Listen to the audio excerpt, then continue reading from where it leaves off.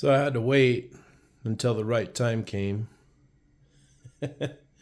So I had some heavy duty speaker wire, 14 gauge, fine angel hair, fine copper wire. So posted some pictures on the dipole.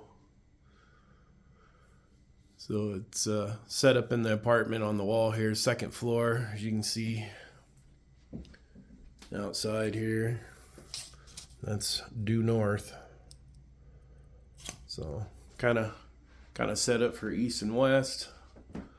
But in my pictures, I didn't have my choke.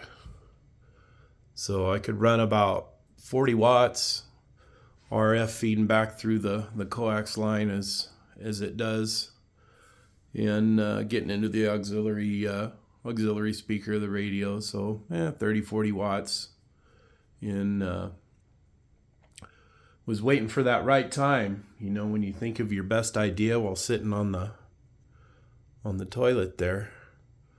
So I was like, I need that.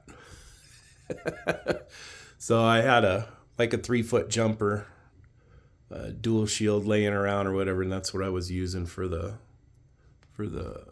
connector feed point there. I thought, man, that's just enough for an RF or a 1-to-1 balun or a RF choke. So a little wasted electrical tape, and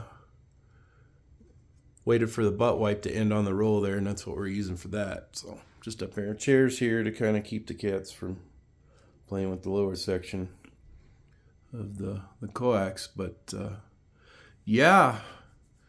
right before radio traffic gets real busy there. Able to Pennsylvania the other day, a couple of stations in Pennsylvania, New York, New Jersey. I did get a Seattle, Washington station the same time I was talking to Pennsylvania. So, but anyways, running the RF choke about to the toilet paper filter is what I'll deem it. Able to run the rig 100 watts. I'm going to run it at 50. I don't know, it's just more challenging. 50 watts, 50 watts in a dipole, and of course, conditions be in the favor, and get off those busy frequencies and hang out off to the side there, and all them SDR waterfall radios will come find you, holler long enough. But I don't know, had bigger, better, badder stations, but this is, in some ways, this is kind of a little more fun. And I guess if I had to pack this up and go somewhere, at least I know where it's tuned and does the job. So obviously it would work way better outside. I was going to do a 2x6, so the window could close against the 2x6, and then run a aluminum arm, a boom or arm, out in the courtyard that nobody can access. They got it all gated off out there, and then the street, as you can see, is over here. But I found that the property manager, I don't know how many of these apartments they own, they like to come and take pictures and all that stuff, and I don't want to cause any problems. So that was my initial intent, was to put a couple of my ham sticks together and hang them out the window, and get at least the antenna outside the apartment. But that would have been vertical polarization.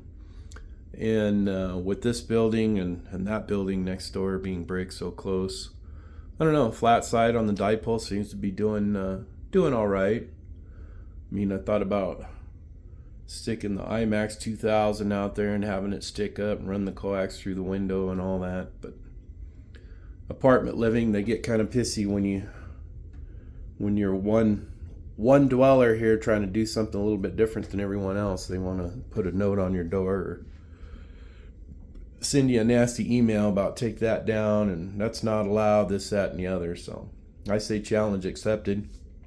I do have a 100-foot run of RG8 tram dual shield. It's here. I got to go get it. I'm going to run it outside from in here and just kind of loop it and hang it on the inside of the fence. And then usually truck's still there around the corner. Usually park the exploder right where that little bare spot is, if you can see it. But somebody stole my street parking spot there, so I was just going to run my 100 foot of coax out to the mobile antenna and just do that.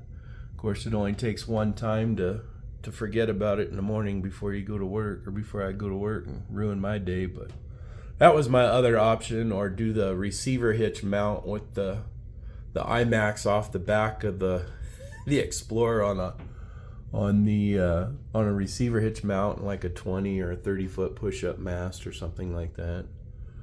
I may still build that so I can go do portable work out elsewhere, just to pack a picnic or something, you know, and go sit out in the country or something as springtime comes, and get out of the hood in the apartment complex and do some DXing out in the countryside. But I'm looking at doing that. And fiberglass push-up poles, they ain't cheap, but once you get one, they're kind of handy to have. But might go that route as well.